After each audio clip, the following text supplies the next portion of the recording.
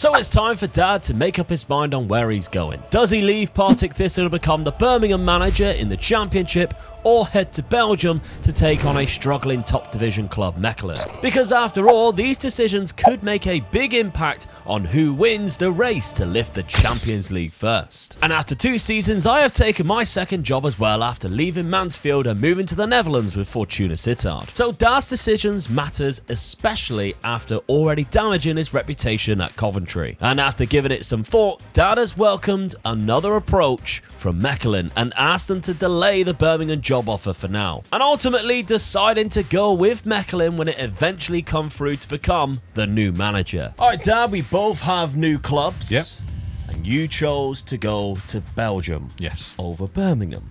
Yeah, I just felt they give me a little bit of money to play with as well, and I just didn't want a chance being in the Championship again. I've got bad memories of being in the Championship, so yeah, I'll go to Belgium and take my chances. They're not a bad side. Well, it's top division. Yep. As well, which is positive. I mean, they are near teetering down below. But it's still early days though, isn't it? Yeah. Halfway through the season, so only I'm halfway happy through. with that. And while you're doing that, I am over in the Netherlands with a team Fortuna Sittard, who kind of are in the same situation really, just lower mid-table, close to the bottom end of the table. So we both got a bit of a rescue job and a top flight in the European leagues, one of like the B nations, I would say, in terms of like the clubs that are going to be going for the Champions League, which of course is our ultimate goal. I very much doubt we'll be in these leagues when one of us is going for the Champions League, but it's a stepping stone in the right direction from Mansfield and Partick. Really. Yeah, I mean, I definitely needed a stepping stone to go a bit further, so I'm going to get my reputation back up again, aren't I? That's the trouble. And we've both got a bit of a job on our hands, so let's see how this season pans out. Meanwhile, in the Netherlands, I managed to pick up my first win in just my second match in charge, rocking my lower league tactic from Mansfield with a couple of little changes. But Dad has been off to a good start in Belgium too, winning his first 2 games and picking up a vital 6 points. But he's got a lot to do to stay away from the bottom 4 relegation group. My situation isn't as bad because the league doesn't split in the Netherlands and the teams above aren't pulling away. Dad has to be careful, however, because a few bad results against teams around him could put him in a bit of a spot of bother. But of course, Dad had a budget to make some signings, and he did that by starting with getting a goalkeeper for 300k, followed by Cisse, who came in for 275k for his midfield. Finally, Dad needed a striker, so he signed 25-year-old Italian from Sassuolo for 250k. Annoyingly, he has another £5 million, but wages prevented him from bringing in anyone else for more money through the door. These signings, plus a bad run of games, persuaded Dad to go to a 4-2-2 with 2 DMs, hopefully pulling himself out of trouble. And considering where Dad was in the league, this definitely played an effect as he won 3 and lost 3 in his next 6 games. Unfortunately, however, this wasn't enough to get Dad out of the relegation group from in the bottom 4, and now he has to make sure he stays away and avoids any chance of going down. Meanwhile, I was taking a battering in the Netherlands, and I did go on a bad run as well, getting 1 win in 2 months and have slipped down the table to 13th spot. But a 1-1 draw at home to final was enough to kick us back into winning ways. And we did so, picking up the next 2 wins in matches, firing ourselves into safety from relegation, which I was really pleased with. Back to Belgium though, and Dad had remained unbeaten in the relegation group, but drawing games might not be good enough. Halfway through the relegation group, and luckily the 1 win he had managed was the difference in keeping him safe. And the pressure was on after Dad then went on to lose the next one at home 2-1. A 1-0 win against Eupen though was enough to keep Mechelen above the playoff spot going into the final match of the season. But unfortunately, a bad final game meant he had to rely on other fixtures, and much to the relief of Dad's career, he avoided the trouble on goal difference only, with 3 clubs finishing on 37 points after a 0-0 draw in the other game. Well, it doesn't get any closer than that. Oh, I was lucky there. I lost my last game of the season as well, but still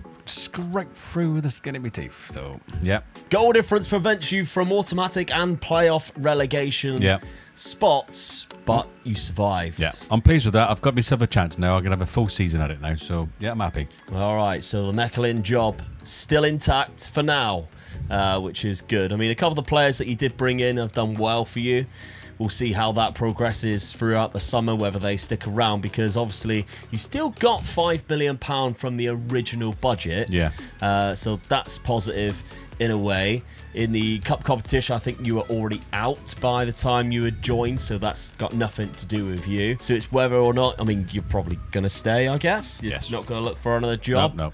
I mean, job-wise, there is a few that's knocking around, but nothing that I'm looking at going, oh, we can definitely achieve that.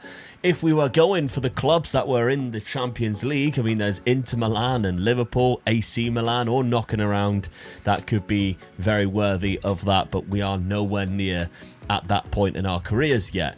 Speaking of which, Fortuna Sittard, I've actually managed to grab them up and pull them into a mid-table 10th place finish, which I'm really happy with. 42 points. We survived away from any relegation scrap or anything like that, so Yeah, well done. I'm happy with that. I'm going to stick with this side again for at least another season, or see why it pans out at the end of the season before I go. I mean, they haven't given me any budget. I didn't really expect to have a budget.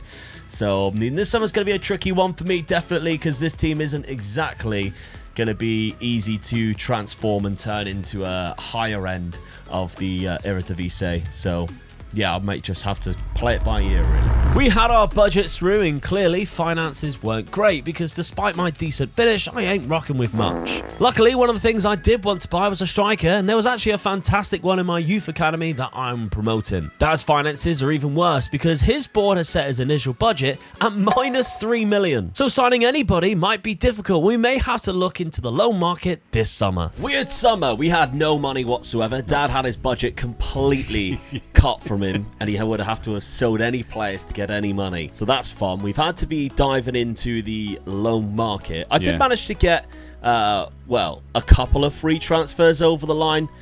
One of the strikers there with a bit of pace, that's why I went for him, and Reece Healy, who's been quite known in the English leagues to do quite well. I think he even went to Toulouse at one point as well. But yeah, I mean, he's been scoring goals in League One and the Championship, so we'll see if I can get him firing here in the Netherlands. He's got 2 in 4 games already at the start of the season. And then Hugo Felix, brother of João Felix, I've got him on loan for a whole season, which I think is a good acquisition there for Fortuna Sittard. Now, I'm still rocking this type of formation now. So it's a defensive 4-3-3 narrow, but I do have an advanced midfielder in there, and we've got Hugo Felix.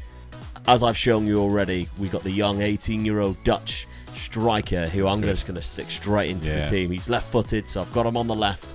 See if we can get scoring some goals. He's got 3 in 4 already. So I'm excited by that. Yeah, definitely, yeah. Schedule-wise, I've actually won all 4 of my games so far, but I have only played teams that I would be expecting to take points from. The next month is where it gets a little bit more difficult, with Utrecht to begin with being a higher side, and then Feyenoord and 20 near the end, followed by the 2 big ones in October. But Dad, as we mentioned, you had your money stripped away from you completely. Yeah, definitely, yeah. So you brought in 2 loan deals. Yeah. 2 loan deals. Tommy Conway on loan from Middlesbrough. Needed a striker, someone who can put the ball in the back of the net, so hopefully this guy will do it for me.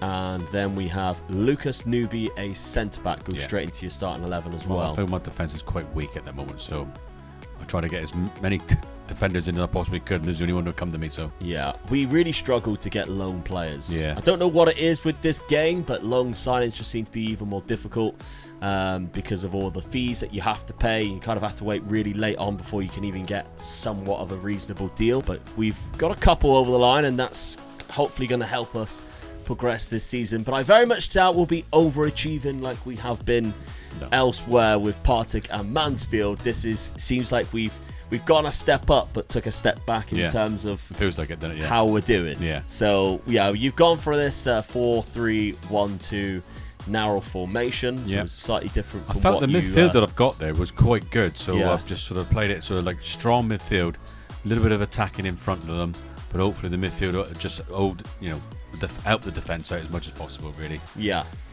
I mean, schedule-wise, you haven't had a bad start, really. Nope. You've played quite a lot of games. You won the first 4 as well, so you started off fantastically really well. Pleased with that. Including being Anderlecht. Yeah. With a 94th minute winner. Take that anytime, wouldn't you? Yeah.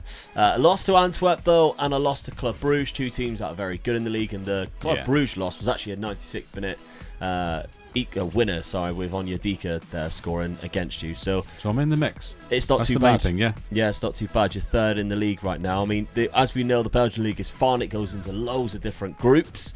So if you can get yourself in that higher group, then you might be looking at some European football spots for next season. Who knows? Let's see how we crack on. My start was actually quite surprising, winning all those matches, but it soon came crashing down, unfortunately, and results started to go downhill. Although we did manage to beat Ajax 2-1 at home with a late Felix goal. But we also failed in the cup in the second round, and we tailed off from the bad form and currently sit in mid-table by January. Dad, however, was certainly overachieving compared to where the club was when he took over, because despite drawing all games in November, Mechelen was sat in 5th place and hanging around European spots. Still no budget to spend in January, however. For me, though, I had enough to sign 3 new players on free transfers to give me a bit of squad depth, which helped give Fortuna Sittard the push we needed to stop the slump from becoming too big. And we kept going and ended up finishing in 7th place in the Eredivisie and put ourselves in a European playoff spot with the semi-finals coming up. But that's unfortunately where our season ended, as we lost this European semi-final playoff spot to NEC 2-1. Dad finished in a lower position than what he hoped after his good start, and ended up playing the final 10 games of the season in the second phase part of the league, finishing in 3rd place. Alright, our first full season in charge of our new clubs. I'm happy with my 7th place finish. Well done. Got to a Euro playoff, lost it, but unfortunately that's just the way things go, I guess. No European football for next season, but I was quite close. Yeah. A little bit worried about the goals. I'm not sure what I'm going to do there. The highest average rating was my young striker, but he did pick up a couple of bad injuries. Unfortunately, like a broken ankle, which, it's never going to help too much, is it? But there we go. And the budgets for next season, I don't think we've been given a lot, but I'm also not sure whether we've been given the proper budgets just yet. I've already nailed down a new free transfer coming in. Whether he's going to be a first team player or not, we'll have to have a look. But Dad, exactly the same situation with you. You had a player come in on a free during the January window, but nothing else. I actually signed 3 players during January for a free transfer, but nobody that made a big impact whatsoever. However, though, Dad, you weren't in the relegation group, which is good. Good for that. Yeah, in the second phase of things. Anyway, you were finishing that kind of like outside the championship group, away from all the trouble. Honestly, I don't really know the purpose of this group. No. I feel like if you go into this group, you'd be like, season over then. Yeah. I mean, it's just nice to be, you're not worried about getting relegated. I mean, I was a bit disappointed with my finish as well. Look, lost 3 of the last 4 games and drew the other one, so a bit of a poor finish, but I'm going to take wherever I finish as long as it's not in relegation, so not too bad. Yeah, I mean, mid-table, happy compared to where you actually started off your job at Mechelen. So at the minute, we are 1.5 seasons into our new roles, and we're pushing them in the right direction. Yeah, I'm pleased with that. We just need to keep that reputation going every time as well. We keep applying for new coaching badges every time that comes up. But for now, we just need to keep our heads down, keep doing our jobs. Job-wise, there's not really anything that I think we should be going for. There's a couple of jobs which are in better reputation, but I feel like if you go for it now, it might be a step too soon and will cost you, or it's just a sideways step, and that's the trouble that I think we have right now. It's a bit like a signing for Coventry like I did, wasn't it? I mean, it was just too much at the time, really. The only really one is Ipswich. I haven't got a manager as they're going into the top division in the Premier League, but then you'll become one of the worst teams in the Premier League, and we all know that's really difficult to do. And I feel like we do that quite often anyway. I like the idea that we're in a different league at the minute compared to what we're used to. So, it's going to be a tricky summer, because again, you're minus £3 million, so anybody you even sell is going to be taken out of that. Yeah. So you'd have to earn way more than that before you could even think about buying anybody. So best of luck to you, because you're in a worse state than I am, and I've got no money. I'll probably be losing my best player then, and that's the only problem, isn't it? Yeah. All right, well, let's see how we handle it. Dad handled it by selling his best players to fund his own transfers, while also switching to a new tactic despite a rather decent season last year. Meanwhile, I was just focusing on bringing in free transfers to try and improve this team, and Anthony Vasquez was a player who stood out massively. But Dad dipped into the transfer money with what he sold and purchased players he thought would really make a difference. Well, considering you had a minus transfer budget, the fact that you managed to spend £4 million seems to be a bit of a miracle, but £17 million went out. Well, I managed to persuade Fulham to give me was it 9 million? Nearly 10 million, yeah, for Daniel Dagger. I mean, he was probably he was my best player, really. Yeah. So I'm taking a chance, really. Midfield players I feel are the sort of position you can pick up quite easily at a good price as well. So I took a chance. The other player I'd sold off, I wasn't really using him. He's a youngster. I hadn't used him, so I felt that was money in the bank that I never had. So cash him in, yeah, absolutely. So the replacement for Dagger was the guy that you bought from Ajax for a couple of £1 million. So that, I'm hoping that he is a good replacement for that boy. Yeah, I would say so. Yeah. And then you've got a couple of really good signings as well on free transfers. Ellis Sims being a decent striker. Yeah. You also bought a striker as well, Jekka, for £2 million. So that's another good option that you got there.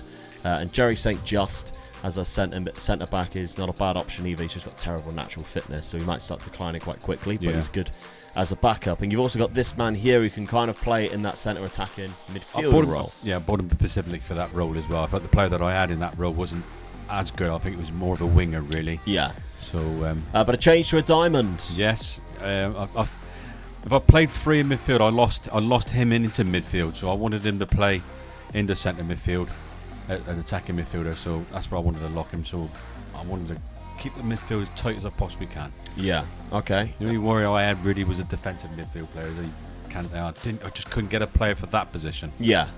I mean, the start of the season hasn't been great for you. No. A couple of draws, just one win there to Cercle Bruges. It was before I got the players in, though. That was I had in my mind what I needed, and I was trying to buy the players, and they were coming in. So I've now got all the players in I've got, and I think my first game was against Bruges. Cercle Bruges, yeah. And that was as far as that's a good win. Hopefully that's the start now of me pulling the back up the league. kick off, yeah. I mean, in my point of view, I've only managed to sign one main striker there that I've got, and I really struggled. There wasn't a lot of money. I mainly just got free transfers in again.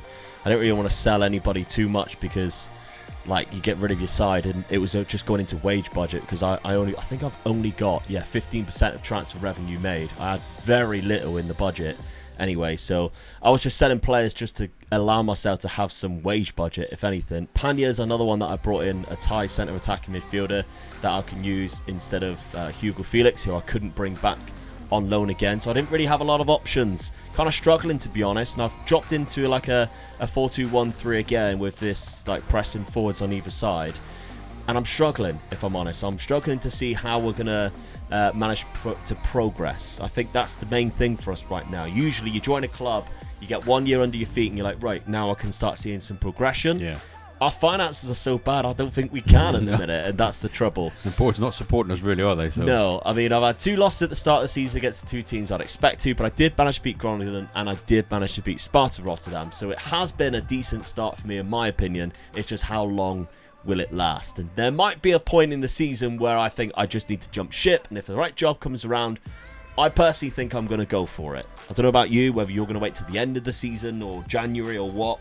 But I think if it gets to October and I see something, I might go for it. I think it's like you just said there. If something pops up that's worth having a go at, you got to have a go at. You'd be silly not to, really, when you're. Yeah, absolutely. I'm not going to say no to just yet. All right. Well, let's crack on with this season then, and if any jobs pop up, you'll be the first to know about it. Well, of course, as soon as you head towards November, jobs did start to come up, and some definitely intrigued me, but I didn't apply for any at this point. Although I was really tempted, considering we had dropped a lot of points and are dangerously close to going backwards with Fortuna Sittard. Dab was the opposite though. He actually started to salvage his season and are on an upwards path. And although he was curious about jobs popping up, he wasn't actively looking for them like I was. My situation at Fortuna was becoming worse, and I was dangerously flirting with the bottom 3, but there was no jobs around that really appealed to me. That was until April, when the Utrecht job became available, and they actually offered me an interview with them as they sat in 7th place in the league table with a lot more appealing finances. And while Dab was entering the second phase of the Belgian league once again for the second time in a row, I was being approached to become the new manager